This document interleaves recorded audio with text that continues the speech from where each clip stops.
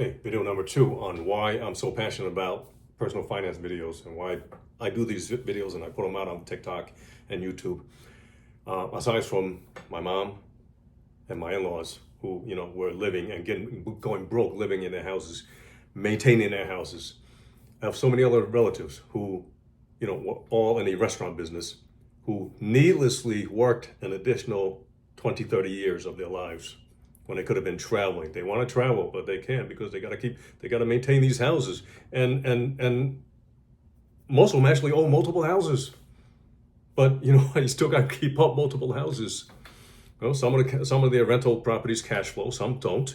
They're just piling their money in there. They don't get many money out of it. So they have to continue to work in their restaurant for an additional 20, 30 years to pay off their secondary and tertiary houses, right? When that money could have been put into the stock market and you could have been sitting on your ass for the last 20, 30 years. You could have been traveling. You could have gone to anywhere in the world that you wanted to go to without lifting a finger and letting your money grow instead of working for your money, right? And I you see this and it's frustrating. It's frustrating because I went through it with my mom and my wife went through it with her parents.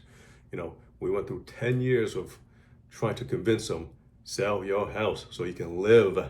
Sell your house, downsize, will help you invest the difference between the two houses so you can live, so you can travel, so you can buy the new car that you finally wanted.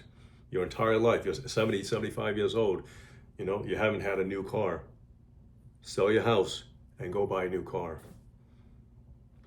So I have so many of these relatives who are just still, working into their 70s in the restaurant business, standing all day long, back problems, leg problems, knee problems. And if you refuse to give it up because they have multiple houses to pay for, the kids are already grown. The kids are all grown like me. They're all professionals. They're all in 30s, 40s. They're all, doctors, lawyers, and CFOs, and one's a partner at some firm, You don't need to keep working like that. If you want more money, Chinese people love money. They love to save money. If you want more money, invest it. Don't work for it. Invest it. Let your money make money for you. Okay? Once again, I am not a financial advisor. I'm just somebody who's passionate about it because I've been investing now for 30 years and I worked for exactly 22 years and short of 22 years. My wife retired on her 19th year for her 41st birthday because we invest. And because, look, this is what frugality and living below your means means, right? This is my apartment. This is one of a, three bedroom apartment, but this is my master bedroom.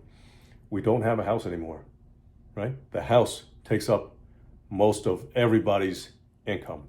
So we downsized. And we're financially independent because we have so little to pay for. This is a fraction of the price of a house of equal size in New York City. And each month, the maintenance is literally, I'm paying like half that I would pay if I was living in a house and maintaining it by myself and fixing and repairing and buying all these, broken systems that I got a new boiler if I had to do it by myself, right? So this is literally half of what it costs for a house. Not to mention when I downsized, I literally saved well over half the difference in a house. Okay, so keep saving, keep investing, and stop working for your money.